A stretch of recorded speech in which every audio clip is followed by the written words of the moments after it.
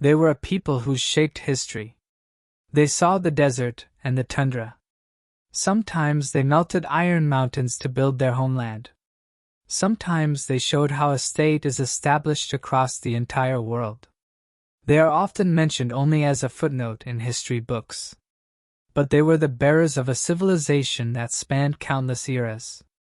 Under the shadow of the Silk Road, it was an epic written upon it. The Turks. But it is not just the story of wars, khans, or khagans. It is the story of an unchanging spirit over thousands of years, of a nation that built and destroyed empires but never disappeared. And now we will tell that story from the very beginning. From the dark corridors of history to the crowded squares of today. But it is not just history, it is the journey of a nation's destiny. If you are ready, let us begin. The first step in Turkish history. The first trace born on the steppe. Imagine the endless steppes stretching before your eyes.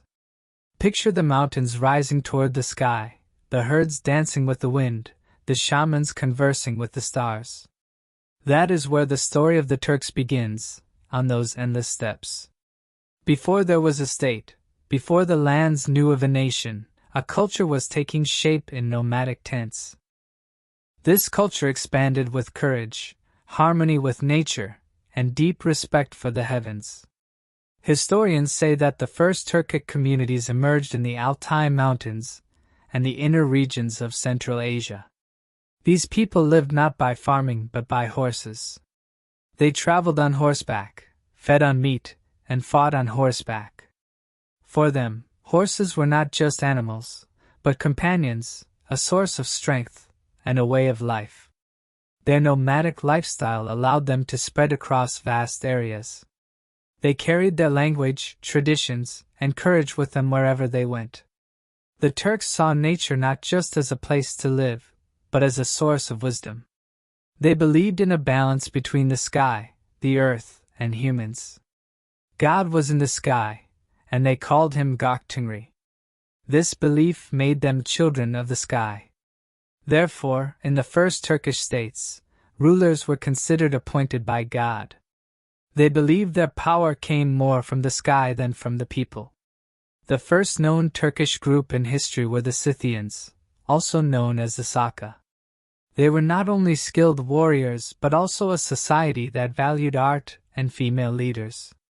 When a legendary woman like Tomris Hatun became the leader of the Scythians, she brought the Persian king to his knees. This was one of the first examples in history of how women could be powerful leaders, and then a new name emerged. Translated with deepl.com, free version. The Huns. The Great Hun Empire was the first major state that declared to the stage of history, "We are here." Mehmed Khan was at its helm. He shaped not only the lands but also the destiny of the Turkish nation. Disciplined armies were established. Borders were expanded. People gathered under one flag, and Turkish history became not just a legend but a written reality. In an era when the wind raced only with the hoofbeats of horses across the steppes of Asia, a nation slowly emerged among the nomadic tribes. They called themselves the Turks. They were a people who worshipped the sky, forged iron with fire, and valued their independence. Mountains were sacred to them, for they were the layered guardians sent by the gods to protect them. The rivers were their roads, because migration was in their souls. This people came together through the road. The tribes united. They drew their strength from iron and their spirit from Göktengri. And a state was born. The Great Hun State. The foundations of the Great Hun State were laid in the 3rd century BC. But it was Mehmed who turned it into a true empire. Mehmed was more than a ruler. He was a leader who turned the fear in the legions into courage. Sent away as a hostage by his father, Mehmed was patient and made plans. He returned and deposed his father, ascending to the Hun throne. With his arrival, the Turks became the nightmare not only of the steppes but also of China. Mehmed's greatest strength was not iron but discipline. The army system he established was based on a decimal system. Translated with dpel.com, free version. A group of 10 people is splitting up. These groups are merging to form large units. They were commanders. The punishment for disobedience and the development of this army would lead to the construction of the Great Wall of China. Because Meade launched campaigns against China. The Chinese emperor wanted to buy him with gold and silk, but Meade said, "The land belongs to the people. It cannot be sold." During the reign of Meade Khan, the Great Han Empire became a vast empire stretching from East Turkestan to Hazara, from Lake Baikal to northern China. It controlled trade routes. It grew rich through spices, silk, and trade. But its real wealth was the unification of the steppes under a single flag. Even after Meade Khan's death, the system he established remained intact for centuries. The Great Han Empire gradually weakened and fragmented, but it left behind a great legacy. A state tradition, a military order, a national consciousness. The Huns migrated, but they carried the mark of the Turks wherever they went. They reached as far as Europe, and one day, one of these Huns heading west would rule as a ruler who shook all of Rome. One morning in the steppe, as the sun rose, a horseman glided along with the wind. That horseman was no ordinary nomad. He was the forerunner of a nation that would shake the continents.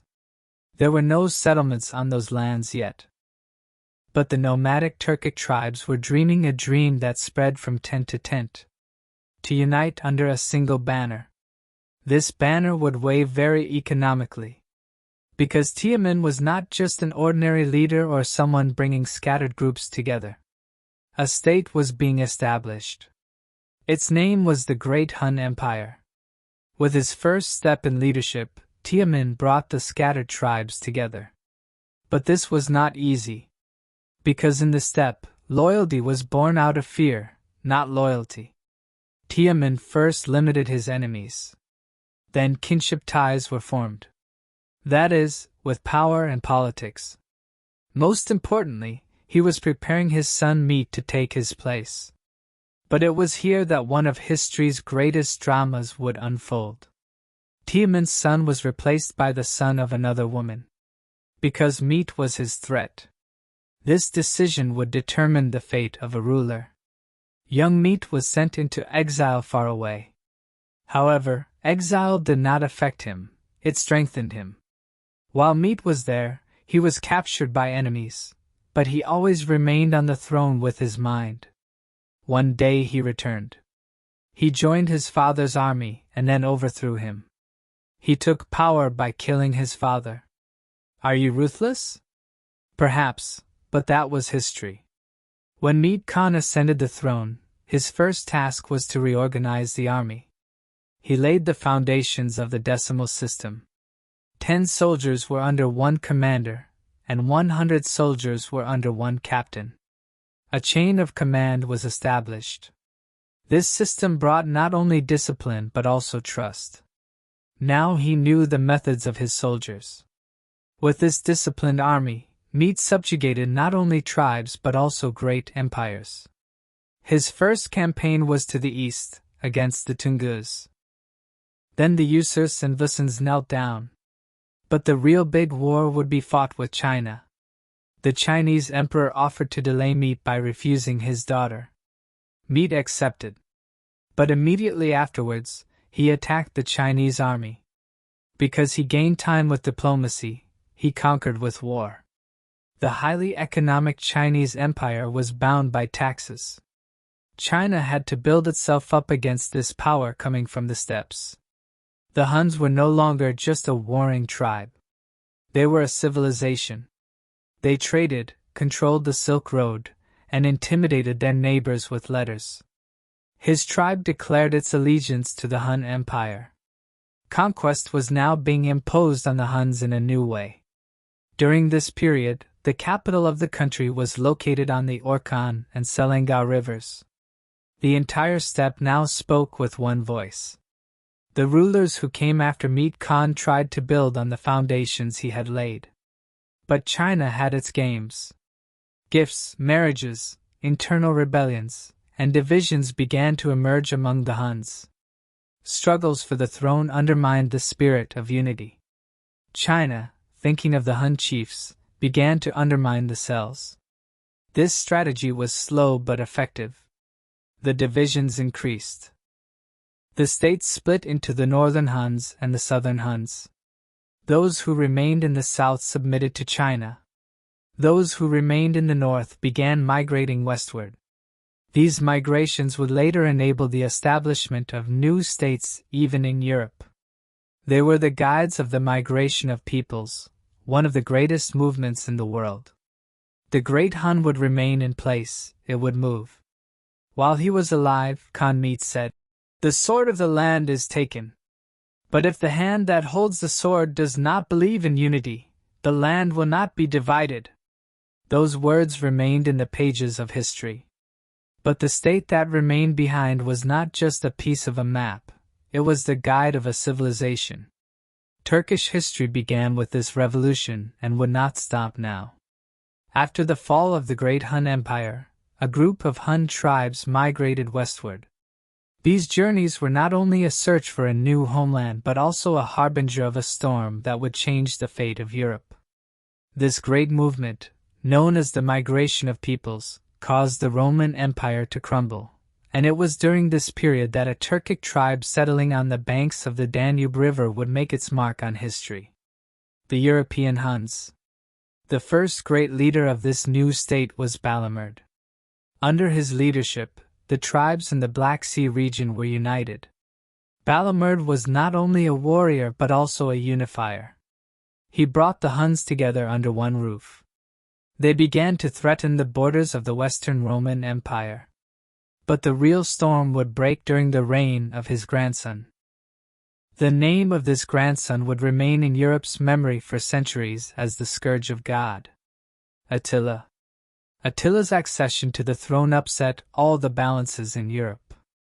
This Turkish leader from the east brought Rome to its knees. He crossed the Danube. He opened the Alps. He reached as far as France. Even the Pope was forced to bow before him. But Attila's greatest battle was fought not with the sword but with the mind. He was a leader who knew how to use peace as well as war. The treaties he made with Rome brought not only gold but also prestige. During Attila's reign, the European Hun Empire was not just a nomadic community but had an institutional structure. Different tribes, clans, and peoples were united under his rule. Legal systems were established. Trade routes were secured. The Hun armies were disciplined and swift. They were fierce on the battlefield but fair to people. Therefore, he was both a feared and a violent warrior figure. But when Attila grew powerful, the foundations of this great power were shaken. A feud broke out between his sons. The empire rapidly disintegrated. The European Huns also vanished from the stage of history. But the traces they left behind were not erased. Attila's name remained in European legends and in the Turkish memory for centuries as a great leader, and with him, the Turks stepped into Europe, securing their place in history books forever. The wind of the steppe blew fiercely, but it was powerful enough to lift a nation from the outside. Subjugated by China's power, Turkish communities that had lost their independence carried a single desire in their hearts for centuries: freedom. The Gökturks were the embodiment of this longing, this resistance. 5. Towards the end of the 5th century, the Turkic tribes living in the Avar territories began to grow stronger against the Avars. Among these tribes, Buman Khan stood out. He was not only a master blacksmith, but also a leader who would reshape free individuals. While still a community subordinate to the Avars, Buman sent an envoy to the Chinese court to have his authority and power recognized, signaling his desire to chart his own course. The Chinese belittled the Gökturks' choice of freedom. But this belittlement fueled Buman's anger and determination. In response to the Chinese emperor's insulting words, Buman rebelled against the Avars. But it was not just a rebellion, it was the rebirth of a people. When Bumin Khan defeated the Avars, history began to flow in a different direction. After the rebellion, he declared independence in 552 and founded the Gokturks. He gave himself the title of Khan. Thus, the first state to officially use the name Turk was born. From this day forward, it became not just an ethnic identity but a national consciousness. The Gokturks were notable not only for their military strength but also for their political acumen. After Bumin Khan's death, his brother Istami Yabgu succeeded him and turned westward. The system expanded its dominance over the Silk Road by establishing trade routes with the Sassanids and Byzantines. They pursued a policy of political balance against China. This period saw the name of the Turks become widely known for the first time between East and West. While the Gokturks established a balance against China in the East and Persia in the West, they became a superpower that controlled trade and diplomacy in Central Asia. The name, Turk, was now associated not only with war but also with strategy. However, the fate of powerful states is also tested by internal threats. After the death of Bumin Khan, conflicts began between his sons and parents. The state soon split into East and West. This division came through Chinese methods. It provoked internal struggles among the Gokturks. It divided the tribes. It brought down their leaders. Thus, the Gokturks were destroyed by China in 630. The Turks were forced to live under Chinese rule once again. However, even in the shadow of this captivity, the fire of resistance never died out. The memory of one person could not be chained, and a name would emerge to right this resistance. Kutluk Khan. Under Kutluk's rule, the people reunited. In 682, they rose up against China. Leaders such as Tony Yukuk, the wise vizier, Bilge Khan, and Kult Taijin rose to prominence. Thus, the Gokturk state was established. This period was not only the rebirth of a state, but also the emergence of a written Turkish national consciousness. The inscriptions erected in the Oran Valley were the Turks' message to the world. O Turk, tremble and return to yourself. Tony Yukuk ruled the state with his intellect. Bilge Khan ruled with justice. Kultajin wrote an epic on the battlefields. This trio became symbols of wisdom, justice, and courage in Turkish history. During the Gokturk period, not only war and politics but also culture flourished. The Oran inscriptions contain the oldest known examples of the Turkish language. These inscriptions are not only a treasure but also the memory of a nation. The inscriptions deal with topics such as the components of cells, separately divided sections, and the relationship between the people and the state. This shows that the Turks had made advanced progress in terms of this form of government. At the same time, it is also unusual in terms of the Turks writing their own contemporaneity and its popular narration. The Turks of this period were not only a nomadic warrior community, but also irregular and undergoing a social process. The greatest enemy of the Gokturk state was again within its own borders. After the death of Bilge Khan, the struggles began anew. As always, China took full advantage of this opportunity. The weakening of central authority led to the purchase of tribal chiefs. Control over trade routes weakened. Economic cycles began. Finally, in 744, the Gokturks collapsed. But this collapse was not an end, but a sign of a new beginning. Because he had now learned the tradition of state-building among the Turks. The Gokturks had passed on this division both as a political culture and to subsequent generations. The Gokturks went down in history as a state that carried the name Turk, like a flag, and immortalized it within the framework of the nation through the first recorded documents.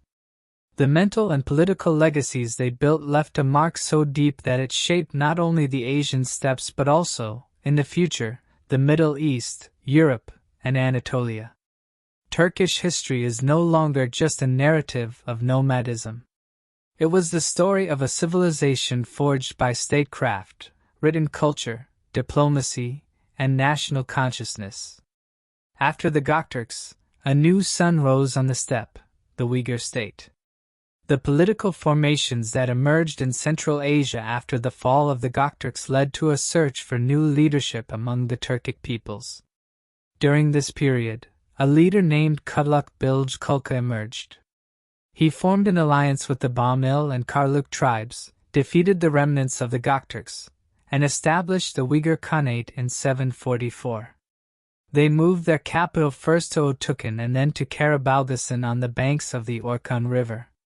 Satan Alan was now the new center of the steppe. The Uyghurs initiated not only a change in power but also a transformation of civilization. What distinguished the Uyghurs from other Turkic states was their focus on peace rather than war, and on culture rather than conquest. The Gokturks were warriors. The Uyghurs, however, turned to wisdom. At the center of this change in the 8th century was Boga Khan. While developing relations with China, I came under the influence of a religion I encountered here, Manichaeism. The Manichaean principle of kill transformed the character of Uyghur society. Warrior Turks suddenly became a civilization of book writers, city builders, and art lovers.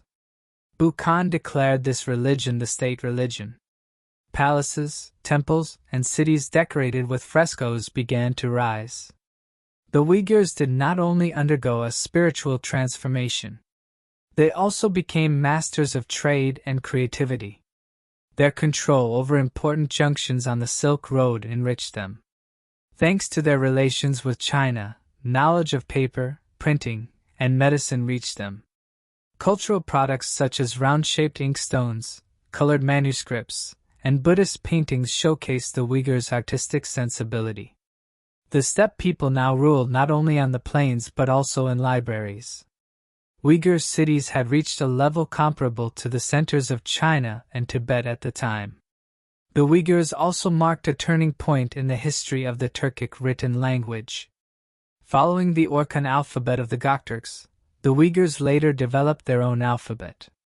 This written language was recorded for both state affairs and religious texts. Buddhist, Manichaean, and Christian texts were translated into Uyghur. The Uyghurs thus made Turkish not only a spoken language, but also a written medium. The first plays, epics, prayer books, and even novel-like stories were written during this period. The Uyghur written tradition was the first wave of ceremonies that would extend centuries later to the Karakhanids, Ghaznavids, and even the Ottomans. However, its rise was accompanied by a test. The Uyghurs' adherence to the Manichaean religion had increased their military strength. This situation left them vulnerable to external attacks. In the mid-9th century, the Kyrgyz from the north stormed the Uyghur capital. Karabalgasan was burned. The palaces were razed to the ground. The Uyghur Khanate collapsed in Central Asia. However, this did not mean that the Uyghurs were completely wiped out. They dispersed, but nothing happened. Those who went west settled in cities such as Karahoka and Turfan. Here, the Uyghur community of East Turkestan was established. The migrating Uyghurs continued their cultural production in their new lands. The Turfan region, in particular, became the center of Buddhist Uyghur art. Its cave temples rivaled those of Dunhuang in China. The Uyghurs reached their peak in art forms such as models, murals, illumination, and manuscripts. Furthermore, the translation of Buddhist texts into Uyghur Turkish contributed to world literature. Thus, the name Uyghur came to represent not only a political and cultural authority, but also a legacy.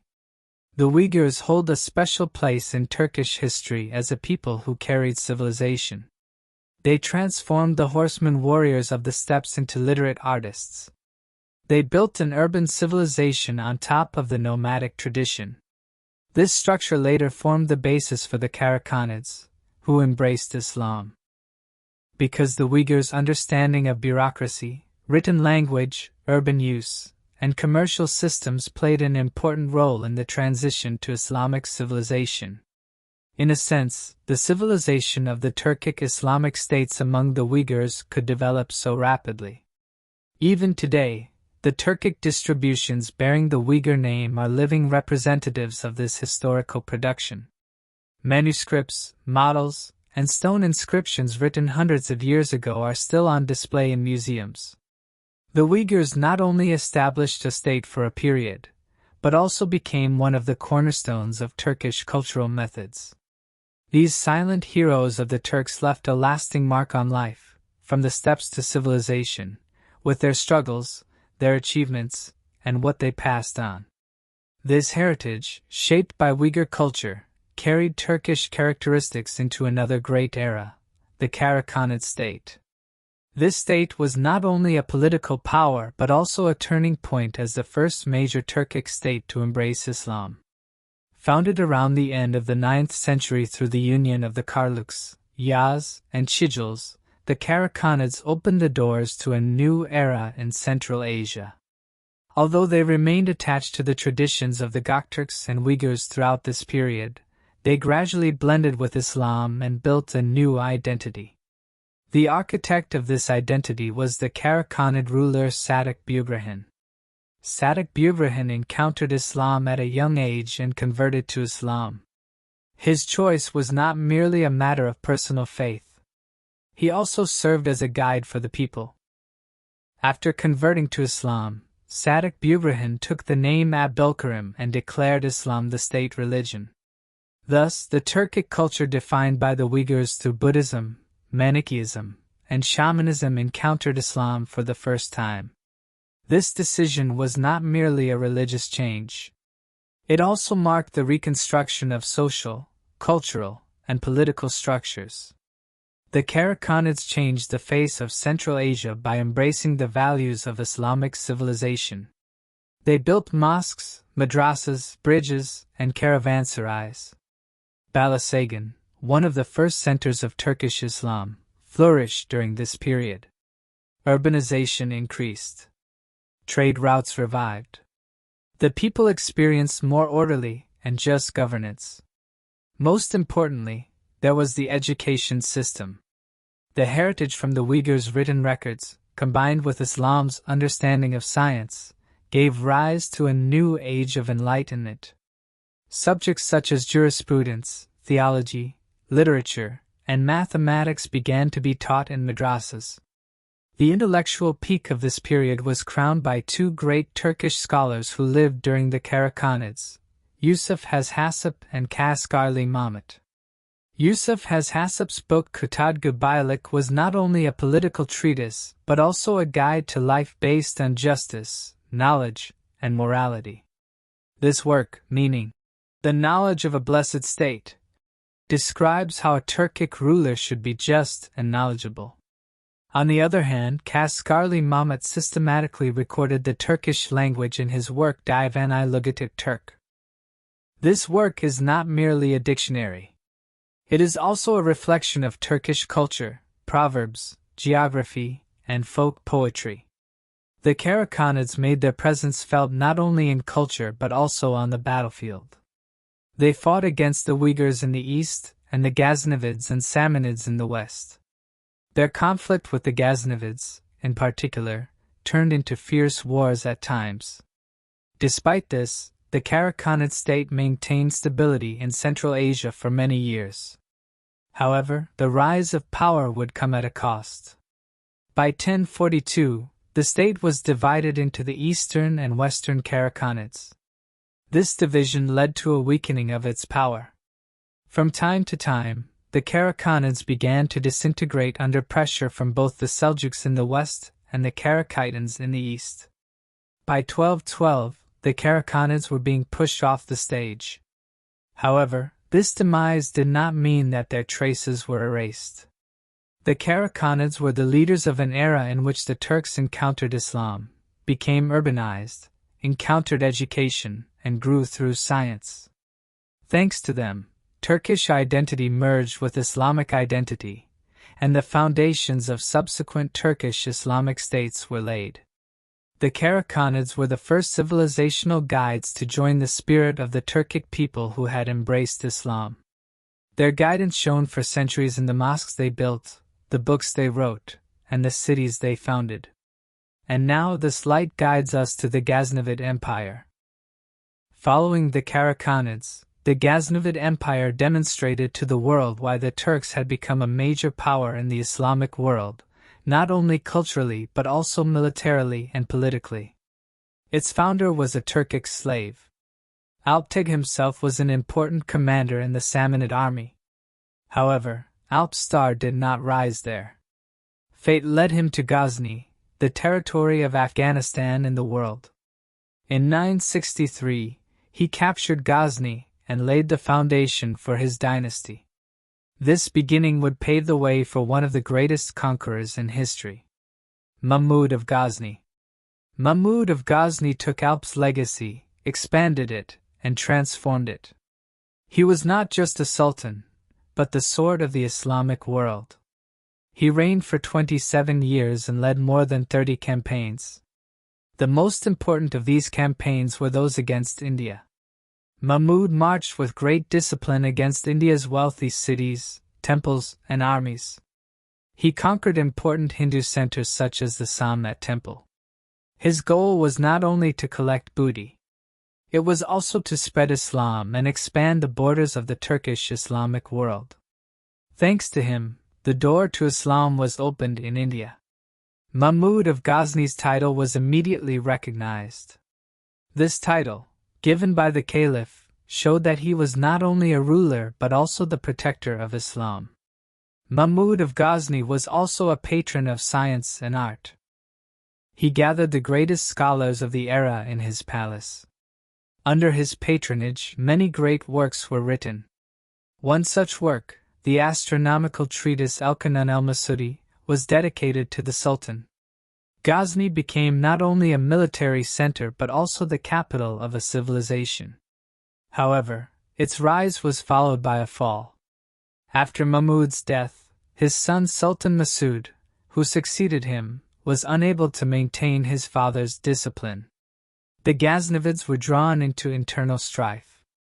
In addition, a new Turkish power from the east, the Seljuks, would seal the fate of the Ghaznavids. The Battle of Dandanakan was symbolic of this.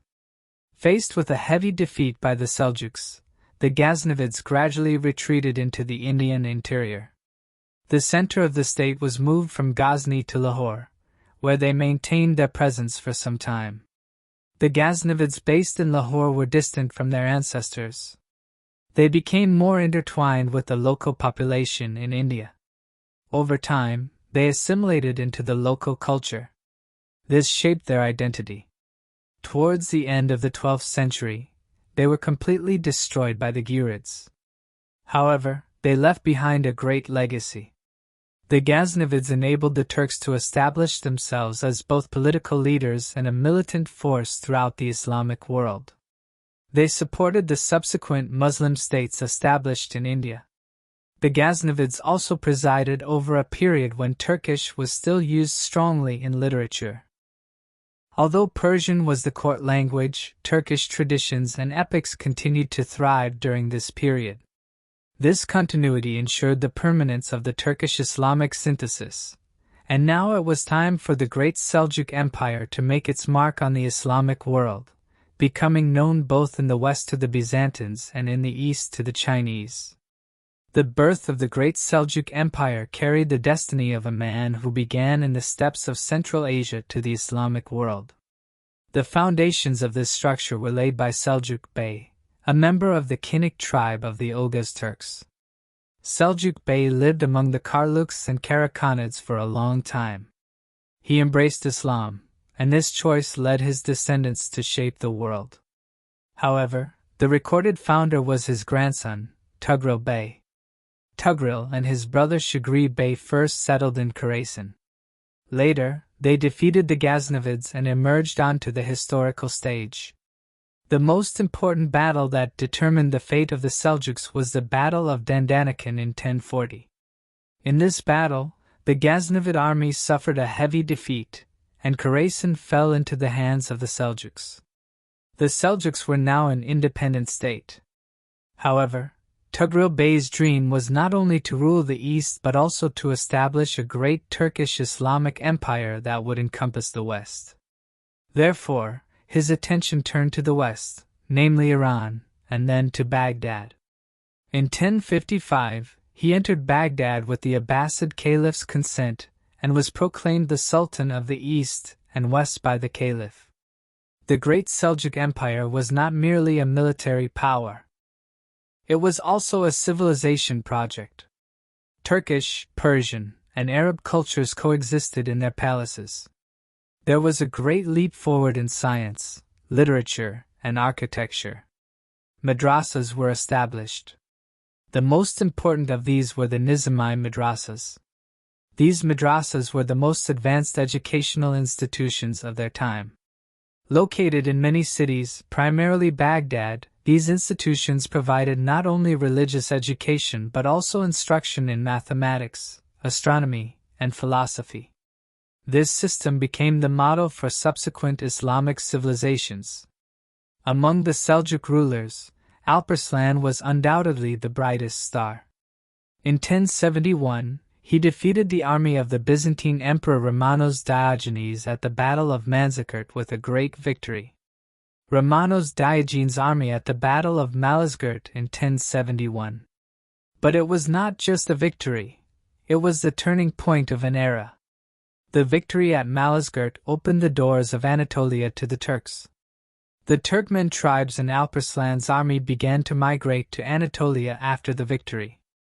Soon after, Anatolia began to be called Turkey. After Alparslan, his son Malik Shah ascended the throne. During Malik Shah's reign, the state reached its greatest extent. They ruled over a geography stretching from the Chinese borders in the east to the Mediterranean in the west. The famous vizier of this period, Nizam al-Mulk, shaped state administration with science and strategy. His work, Siyasatnama, is still considered one of the fundamental sources of administrative science. During Malik Shah's reign, the state achieved its strongest protection against both internal and external threats. However, the dangers lurking in the shadows were growing. Following Malik Shah's death, conflicts broke out among his sons and relatives. Central authority weakened. Meanwhile, the Crusades were underway. Large armies from Europe had begun to invade Muslim lands. The Seljuks were not unified enough to resist these attacks. The state began to fragment. Each region declared its own principality. The events of the Great Seljuk Empire were not the end of a sun, but the harbinger of a new beginning. Because this fragmentation led to the establishment of numerous Turkish principalities in Anatolia. One of these would later give birth to one of the world's greatest empires, the Ottomans. But before that, let's look at the first principality until Anatolia became their homeland. The Anatolian Seljuks. After the victory at Malazgirt, Anatolia suddenly became a vast homeland to which thousands of Turks migrated. However, these migrations were scattered. Political unity was needed. It was here that Kutalmasoglu's Suleiman Shah, nephew of the great Seljuk ruler Malik Shah, was sent to Anatolia. He extended his rule as far as western Anatolia and established the Anatolian Seljuk state in 1077, making Iznik its capital. This would be the first major Turkish state in Anatolia. The Anatolian Seljuk state was not only a movement of conquest but also one of civilization building. The Turks built cities. They built caravanserais, bathhouses, and mosques. They left their mark on every corner of Anatolia. The most prosperous period occurred during the reign of Udan Kikabat. Kikabat fought against the Danismendids and Byzantine remnants in both the east and west. At the same time, he opened the port of Sinop to revive trade in the Black Sea. He had Alanya Castle built in the Mediterranean. The Anatolian Seljuks left a significant mark not only in the military sphere but also in the fields of architecture and culture. The madrasas, caravanserais, and mosques built in cities such as Sil, Konya, Kayseri, Shivas, and Erzurum showcased the brilliant artistic sensibility of this period. Konya, in particular, became not only a capital but also a city where great Sufis such as Mevlana Celaleddin Rm lived and exchanged ideas. This period saw the roots of Turkish Islamic culture take hold in Anatolia. However, this brilliant period did not last long. In 1243, the Anatolian Seljuk army was defeated by the Mongols in the Battle of Köz Dag. This effectively ended the era. Political power in Anatolia was now fragmented among the principalities. Although culturally productive, these principalities, each ruling their own region, were unable to establish a common political umbrella. However, this fragmented environment would pave the way for the emergence of a new power.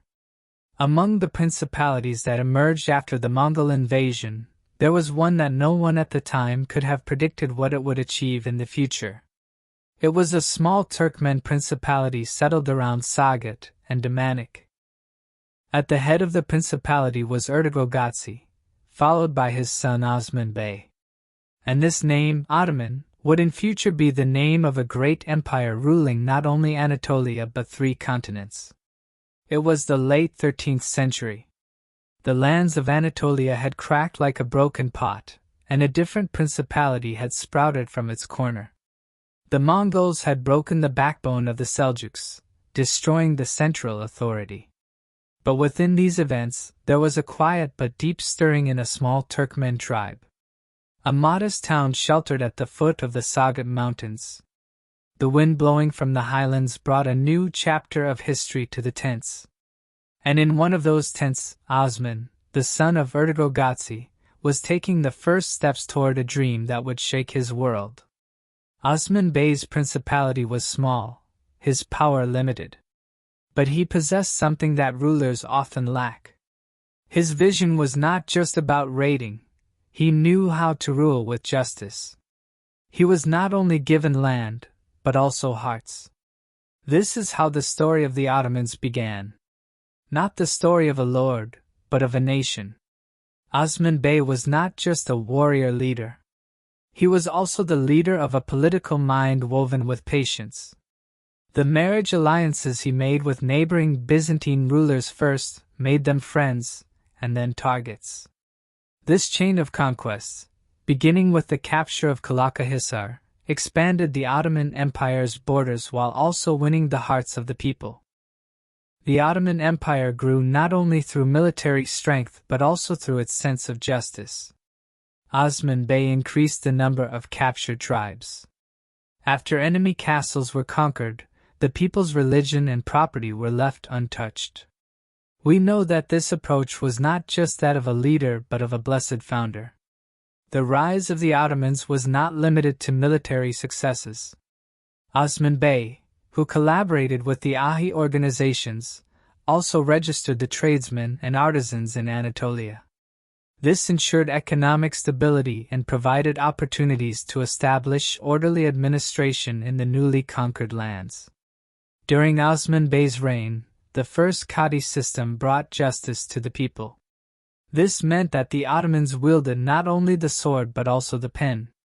The foundations of the Ottoman Empire were built not on blood but on justice. After Osman Bey's death, his son Orhan Gazi succeeded him. As a leader who followed in his family's footsteps, Orhan took important steps toward transforming the principality into a state. The first major step was the conquest of Bursa. With this conquest, the Ottomans gained their first capital.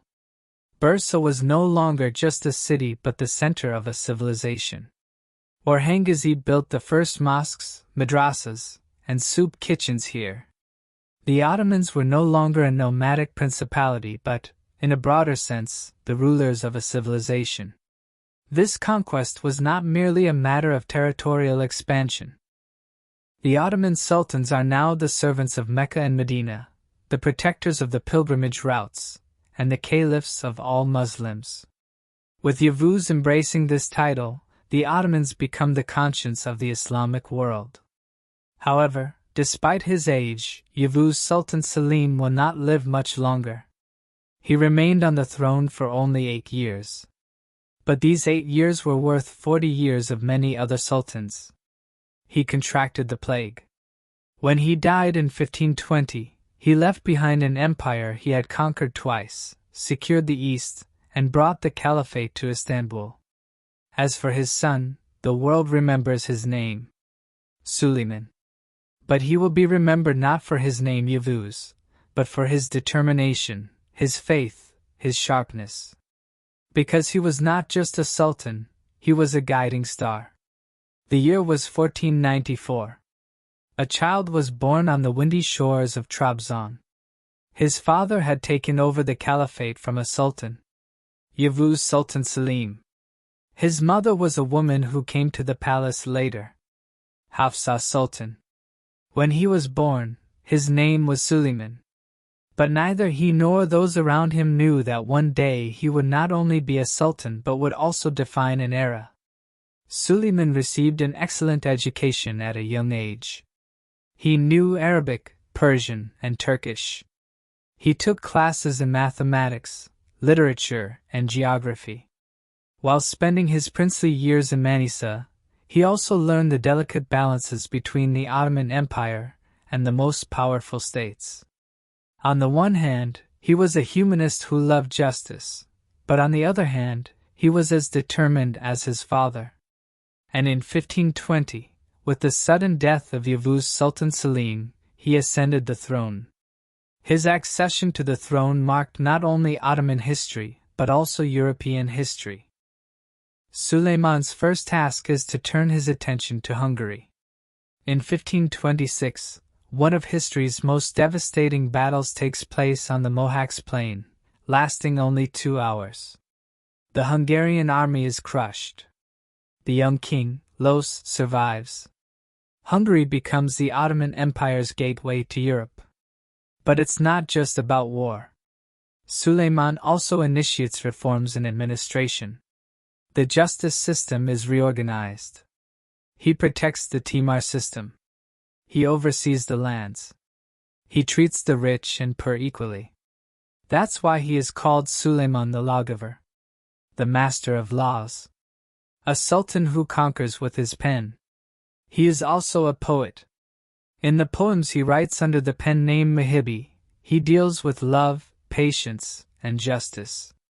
The great love belonging to Hurrem Sultan also comes to life in these poems. But just like his love, this also divides the state in two. Hurrem's rise in the palace first causes great tensions with Mahi Devran and then with Grand Vizier Ibrahim Pasha. Ibrahim Pasha was once referred to as his brother. But power sometimes breaks loyalty, and one night, Ibrahim Pasha is strangled in the palace. A rivalry also begins between his sons. Hurrem Sultan's own son, Selim, comes to the fore. One of the most significant developments occurs during this period. Prince Mustafa is strangled.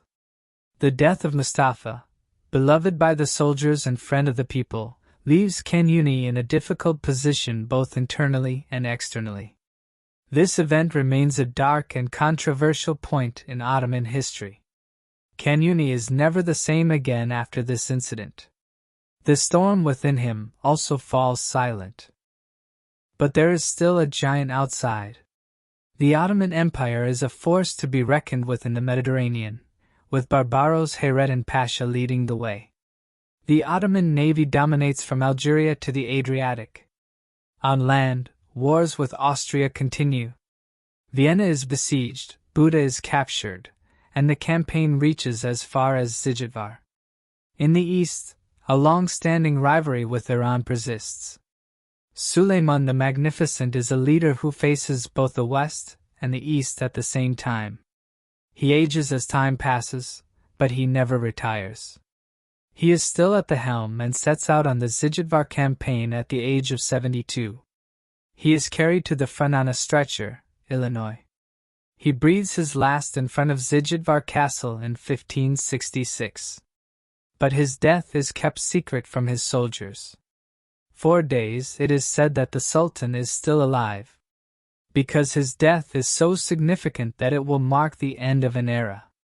When he dies, he leaves behind not only a vast empire, but also an ideology, a sense of justice, an artistic spirit, and a state ceremony.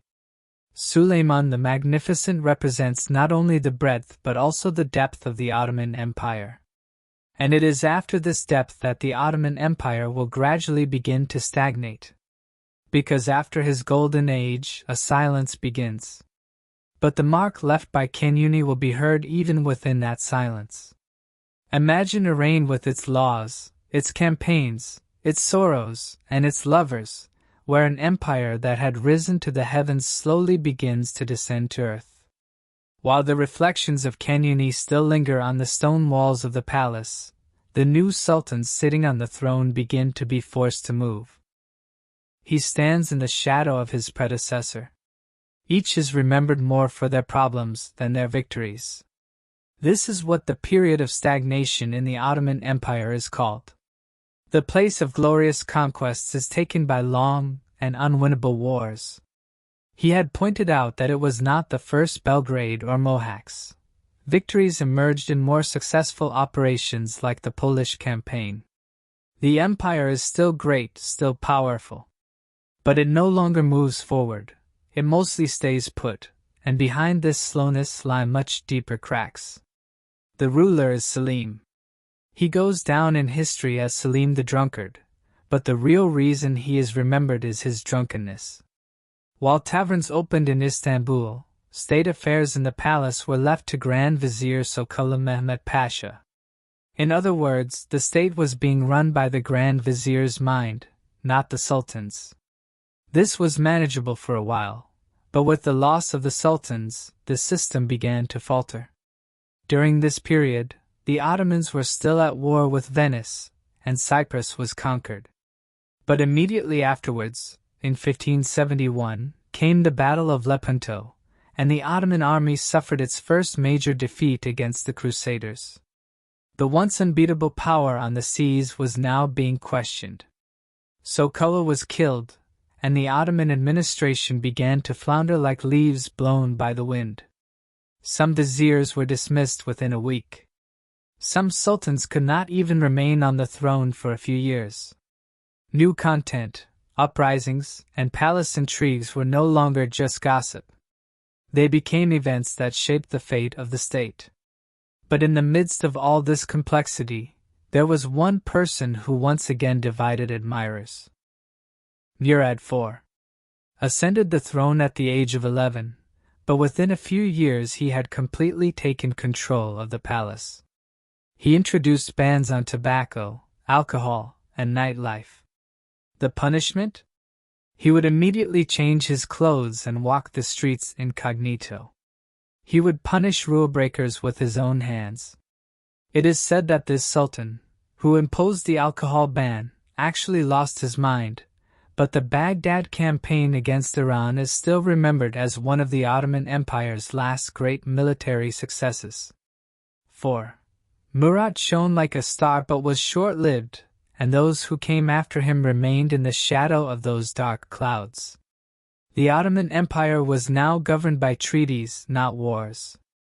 Karlovka, Zivitorak, Vasver each showed that the Ottomans were retreating a little further. It is now important not to lose territorial gains, and the state begins to rot from within, unable to adapt to this new order. Bribery, incompetence, the power of the women of the palace, and the sycophants. The strong pillars holding the state together slowly break, but there is still hope. Because this great oak tree is comprehensive and powerful, and we are not yet at the end of the road. One morning, a wind blows into the palace overlooking the Bosphorus. But this wind brings neither the scent of the sea nor news of victory. It only drags the ghosts of the past behind it.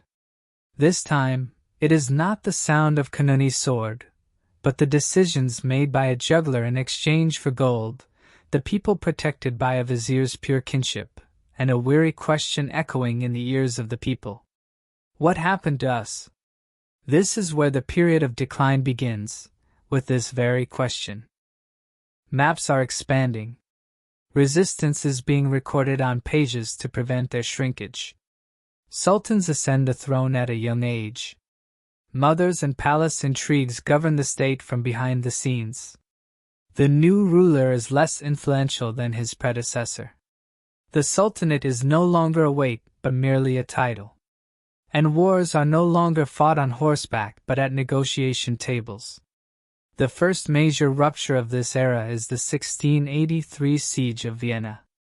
The Ottomans march once more into the heart of Europe, but this time it is not the castle that falls, but the army.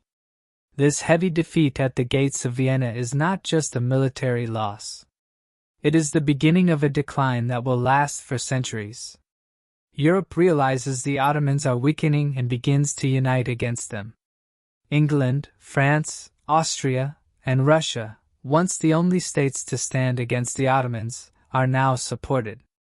In this new world order, there is no place for the Ottomans. They can only react. As wars are avoided, treaties increase. The Treaty of Karlovka is the first official document in which the Ottomans lost territory in Europe.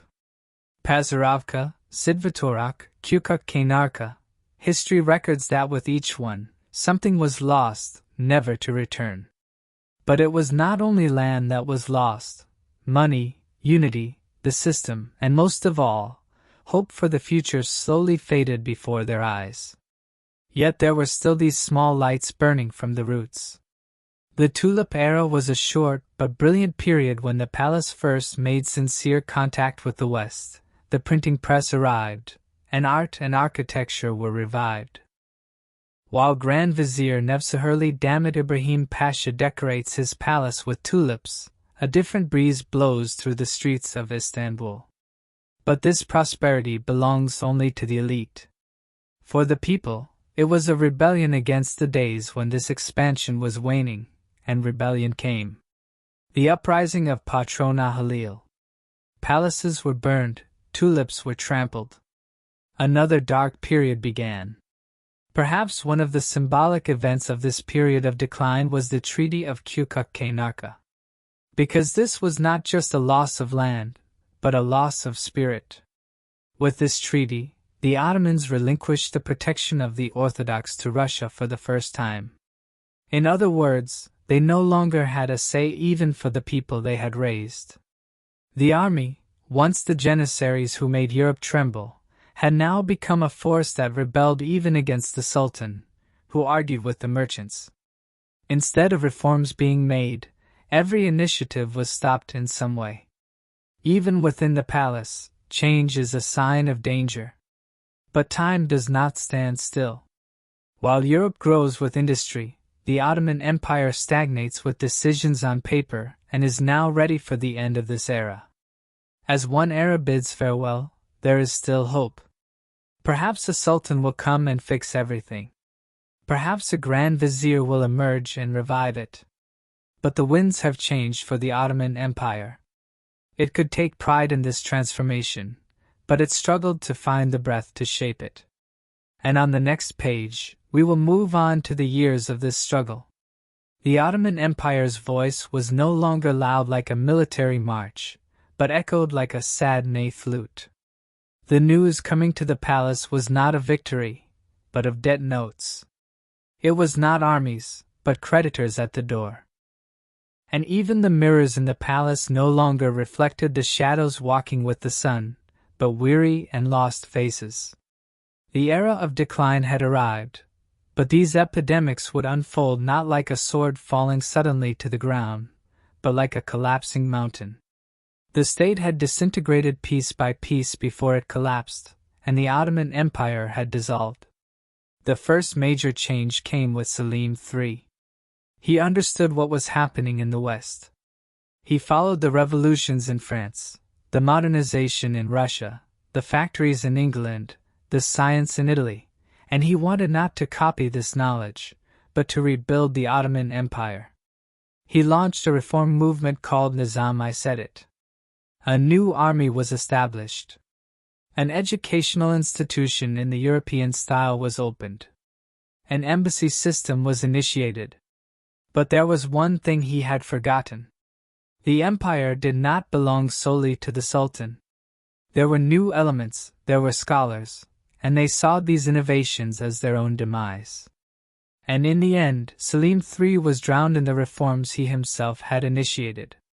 The new elements deposed him from the throne. Then they killed him. Another hope was silenced within the palace walls.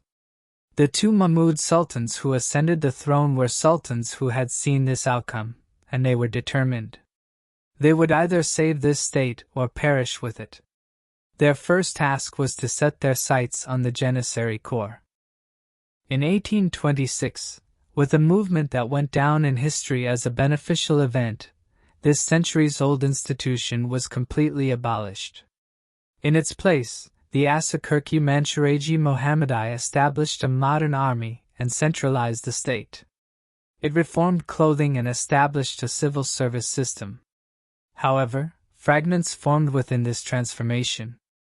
The people did not understand such rapid change, and Europe began to describe the Ottoman Empire as sick. It was in this environment that another force began to march on the heart of the empire: nationalism. The Greeks, Serbs, Bulgarians, and Albanians. The peoples who had lived under Ottoman tolerance for hundreds of years now wanted their own states. The idea of revolution, which had spread to Ottoman lands without the French even realizing it, first took root in Greece. The uprising that began in the Peloponnese turned into independence with European support. But it wasn't just a loss of territory. It was an example, a courage, a beginning, and other peoples soon began to revolt as well. The state was struggling to survive, but its struggle was being undermined elsewhere. Foreign loans were increasing. The internal uprisings could not be suppressed, and then the Tanzimat Edict was proclaimed. In 1839, during the reign of Abdulmecid, son of Mahmud II, this edict was welcomed by all. Regardless of whether they were Muslim or non-Muslim, everyone's life, property, and honor were protected by the state. But even this emancipation was not enough. Because the people no longer wanted just freedom, they wanted liberty. To have a say in governance, to govern their own nation, to determine their own destiny, and in the end, to wake up one morning and find that the Balkans were no more. The lands where the Ottoman flag once flew were now being sold under other flags. The palace, helpless, sought new paths.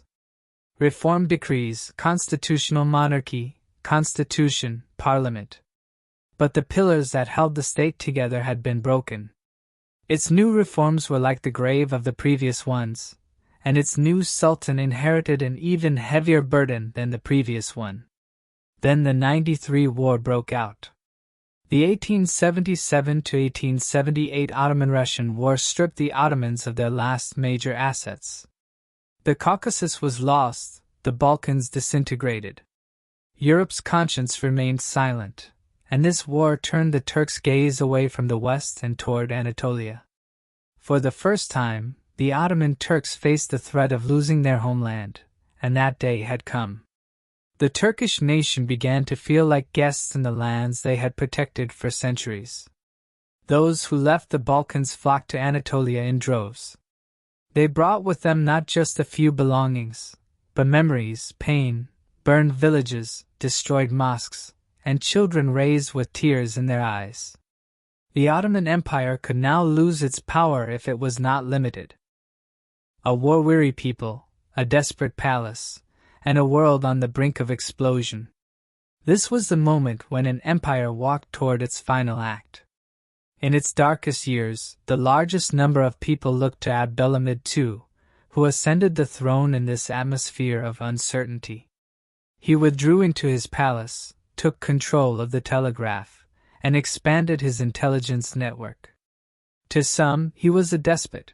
To others, he was the man who kept the state alive for 33 years. But one truth remains: he was the lonely guardian of his era. Constant rebellions, assassination attempts, and foreign pressure surrounded him. On one side, Zionist delegates demanded Palestine. On the other, Western powers sought to tear the Ottoman Empire apart. Abdülhamid played his game like a master of chess, but the board was falling apart. In 1908, the Second Constitutional Era was declared, followed shortly by the March 31st incident.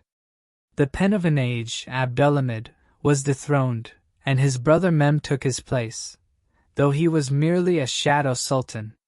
Meanwhile, the Young Turks gave way to the Committee of Union and Progress, Enver, Talat, and Simo Pasha. Under their rule, the empire's course turned toward Europe. And then came 1914. The entire world was preparing for a terrifying war. The Ottoman Empire entered the war on the side of Germany, a decision that would shape not only the fronts but also the future. The war's name, the World War. The Ottoman army fought on four fronts. In the Caucasus, thousands of soldiers froze to death. In the Hejaz, Arabs allied with the British. In Iraq and Palestine, retreat was inevitable. But on one front, the world bowed its head in respect: Çanakkale, Gallipoli. Gallipoli was not just a battle, it was a prayer for a nation's existence. There, Turks, Kurds, Albanians, Laz, and Circassians lay side by side. And on that battlefield, a star not yet known to history would change its course: Mustafa Kemal.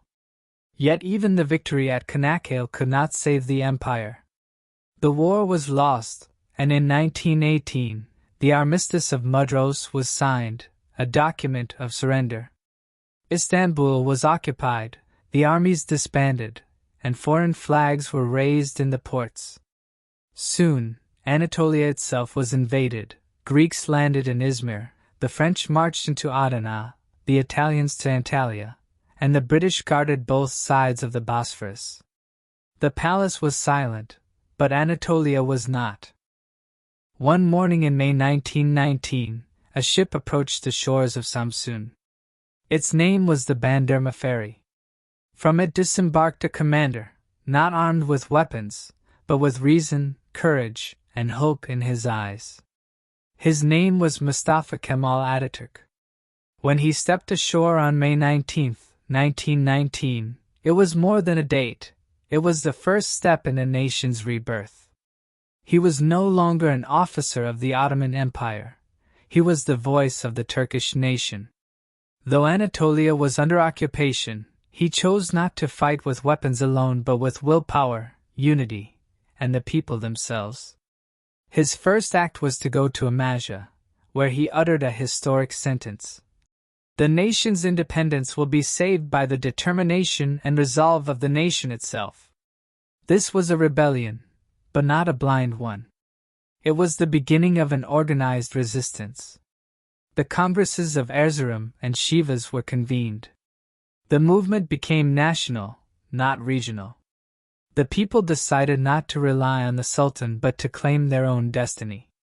And on April 23, 1920, the Grand National Assembly of Turkey was opened in Ankara. The shadow of the Sultan was replaced by the will of the nation. Yet, the enemy had not retreated. The Greek army advanced deep into western Anatolia, striking at the nation's heart. Once again, an army was formed under the leadership of Mustafa Kemal. This was no longer a battle for land, it was a struggle for existence. The Battle of Sakarya lasted 22 days and nights.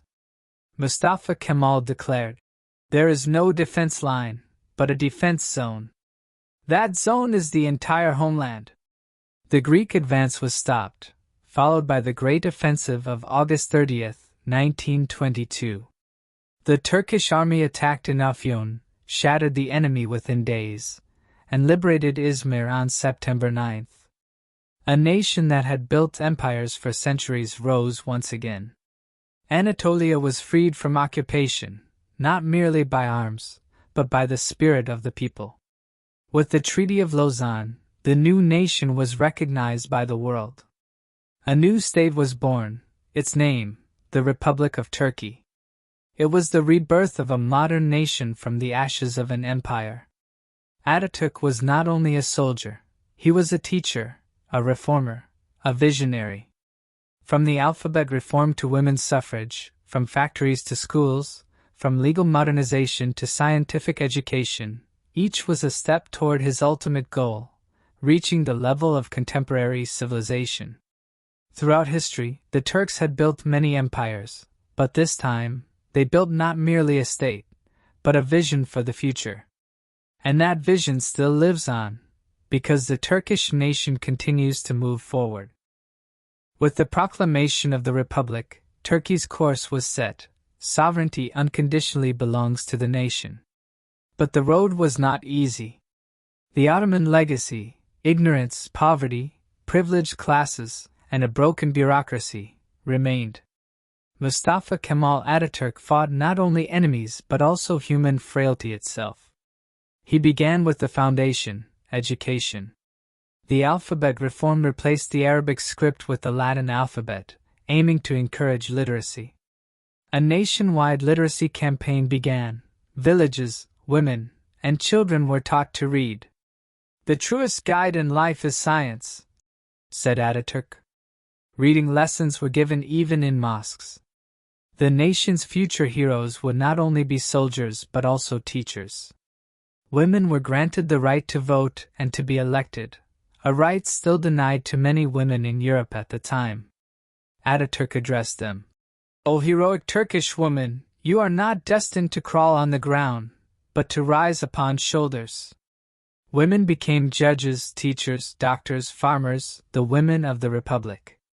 Major economic reforms followed. Factories were built, railways laid, agriculture modernized. The goal was a nation that stood on production, not import. Under Ataturk's leadership, the reforms transformed daily life. Laws on clothing, calendars, and measurements reshaped society symbolically yet profoundly. For Ataturk knew, revolutions must adapt to time, or they will be destroyed by it. On the morning of November 10, 1938, at 9:05, Turkey lost not just a leader, but the architect of an era. Yet what he left behind was not merely a person, but an identity, the modern face of Turkishness, the unbowed spirit of Anatolia. Today, his free-minded, conscientious, and enlightened generation still look to the sky with hope, carrying his light in their eyes. Turkish history is a legend that began with a nomadic tribe galloping across the steppes of Central Asia and continues with a modern republic rising in Anatolia. And this legend is not over, for when a nation's history ends, its future ends too. But the Turkish nation still stands, and keeps walking forward toward tomorrow with hope.